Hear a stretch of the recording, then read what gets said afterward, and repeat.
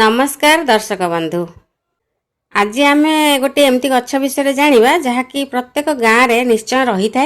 आउ गाँ लोक मैंने यार कौल डाल को दांत काठी कर घसी था। आपण मैंने भी चिन्हती निश्चय। तार ना है साहाड़ा गछ।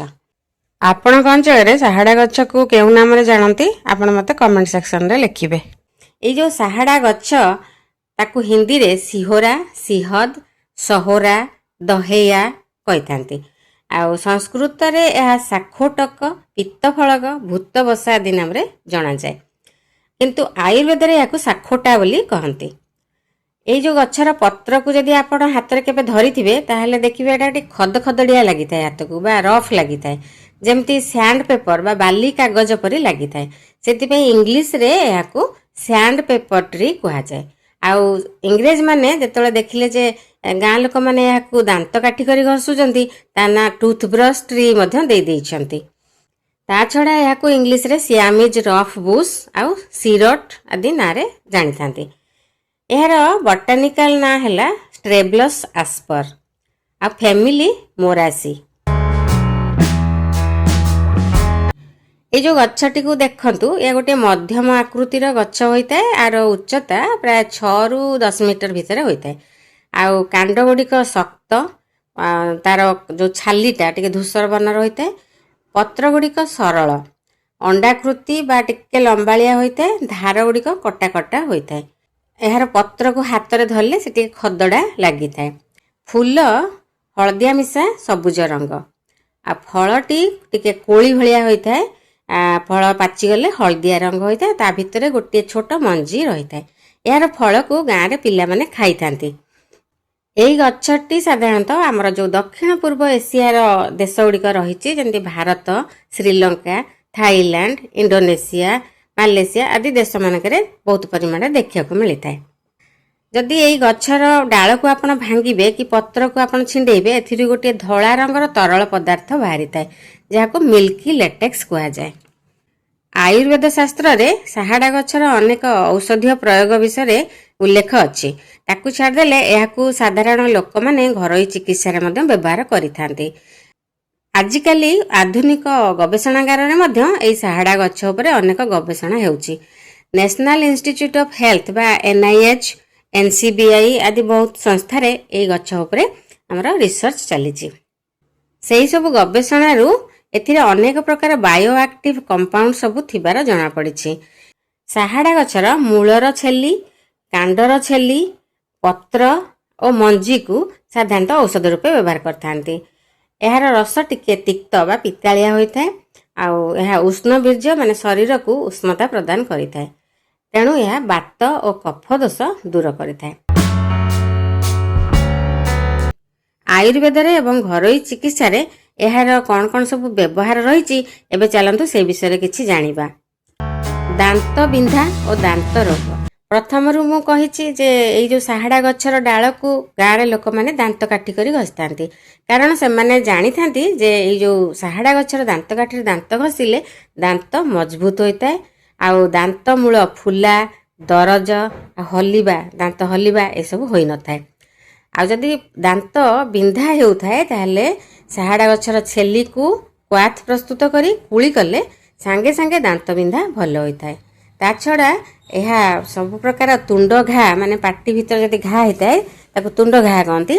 आ नाक रोग जमती साइनस एगुड़िक मध्य भल करिबारे साहाय्य करिथाए। चर्म रोग।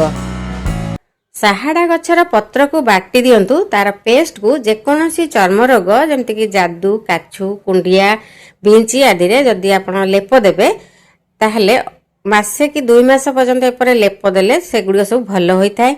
ता सहित आपण नियमित भाव में 1 ग्राम साहाड़ा मंजी चूर्ण, 1 ग्राम निंब पत्र चूर्ण और 1 चामच महू को खाली पेटरे दिन को थरे लेखाए सेवन करेंगे। देखिए समस्त प्रकार चर्म रोग निश्चय भल हेब। ज्वर और झाड़ा।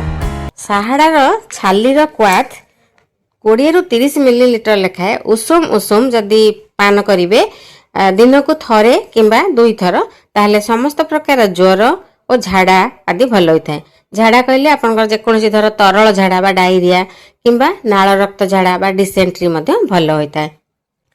ତା ଛଡ଼ା ଏହାର ଛେଲିର କ୍ୱାଥ ସେବନ କଲେ ଯକୃତ ବା ଲିଭର ଆଉ ପ୍ଲିହା ବା ସ୍ପ୍ଲିନ୍ର ସମସ୍ତ ପ୍ରକାର ରୋଗରେ ମଧ୍ୟ ଉପକାର ମିଳିଥାଏ।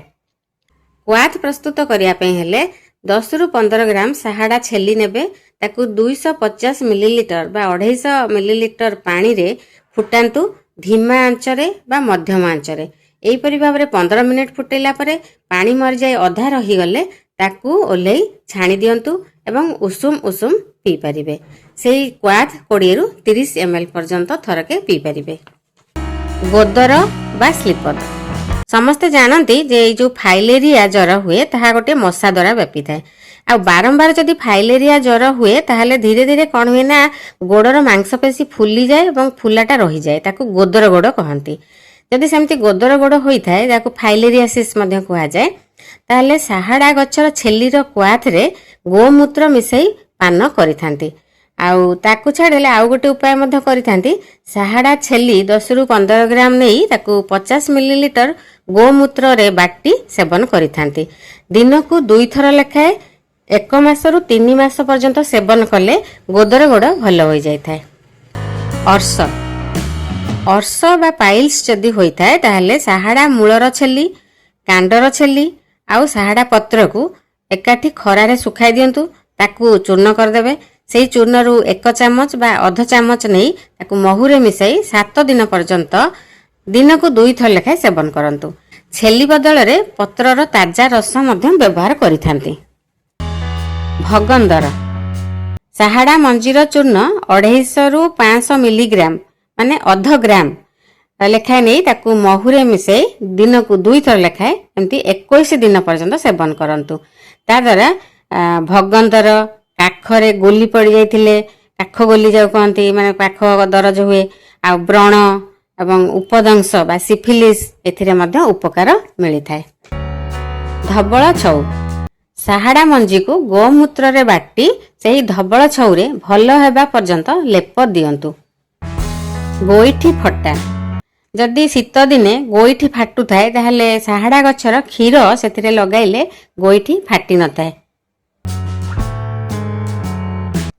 ସାହାଡ଼ା ଗଛର ସେମିତି କିଛି ସାଇଡ୍ ଇଫେକ୍ଟ ବା ପାର୍ଶ୍ୱ ପ୍ରତିକ୍ରିୟା ନାହିଁ, କିନ୍ତୁ ସବୁ ଜିନିଷରେ ଯଦି ଅଧିକ ପରିମାଣରେ ଆପଣ ଖାଇବେ ତାହେଲେ ଟିକେ ତ ପାର୍ଶ୍ୱ ପ୍ରତିକ୍ରିୟା ଦେଖାଦେବ।